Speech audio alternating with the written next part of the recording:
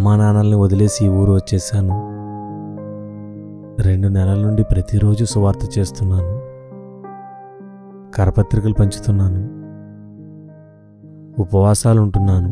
ప్రార్థన చేస్తున్నాను. కానీ ఒక్కరు కూడా ప్రభువుని అంగీకరించలేదు. యూట్యూబ్లో చెప్పిన వాక్యానికి కూడా పెద్దగా వ్యూస్ రాలేదు. నేను చేయాల్సింది ఇంకా ఏమైనా ఉందా? ప్రభువా, నిరుత్సాహం నాలోనికి రాకుండా సహాయం చేయండి. నిజమే, ఒక వ్యక్తి జన్మించడానికే 9 నెలలు పడుతుంటే అతను తిరిగి జన్మించడానికి ఎంత సమయం పడుతుంది? 2 నెలల్లోనే కొంతమంది రక్షించబడిపోవాలని కోరుకోవడం నా తప్పే ప్రభువా.